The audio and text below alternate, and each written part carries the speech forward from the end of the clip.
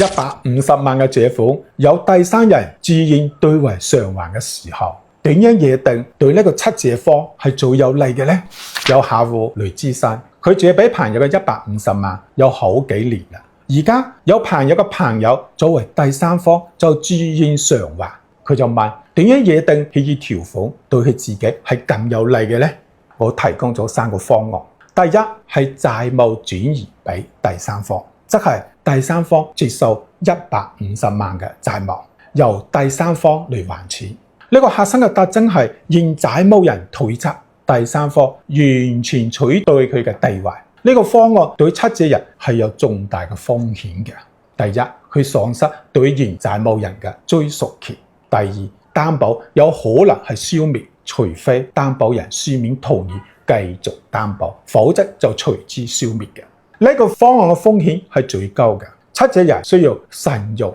除非呢個第三方嘅資產實力遠超原來嘅債務人。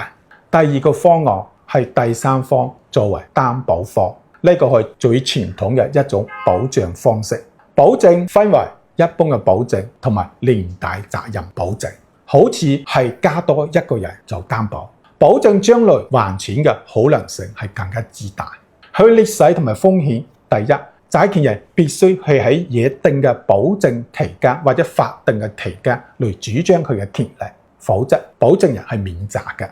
第二，如果未明確約定為連帶責任保證，依法推定為一般保證，債權人必須要先起訴或者仲裁並強制執行現類債務人冇財產之後，先至可以要求保證人嚟擔責。所以建議務必明確約定為連帶責任保證，清晰界定保證嘅範圍，包括本金、利息、違約金、實現債權嘅費用，明確約定較長嘅保證期間，以及及時嚟主張權利。第三個方案就係第三方債務加入，呢個核心嘅優勢係第三人加入債務，以原來嘅債務人共同承擔連帶責任。現債務人責任係唔消滅嘅，出借人可以同時或者先後向任何一方或者雙方主張全部嘅債權。呢個與第二個方案係有明顯嘅區別嘅。第三方作為債務人嘅角色加入，唔係擔保人嘅角色，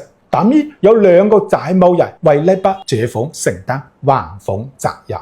據此建議，針對150萬嘅借款，第三方嚟對償嘅債務加入係對出借方係最為有利嘅安排，以第三方簽訂書面嘅債務加入協議，核心條款明確表述為第三人自願作為連帶債務人加入對債權人嘅150萬嘅債務，以現債務人承擔連帶清償責任。法律關係嘅定性往往取決於協議文本嘅精確嘅措辭。喺涉及大額債權時，務必尋求專業嘅法律意見，量身訂造協議文本，並妥善留存相關嘅證據，方能喺最大嘅程度上守護自身嘅合法權益。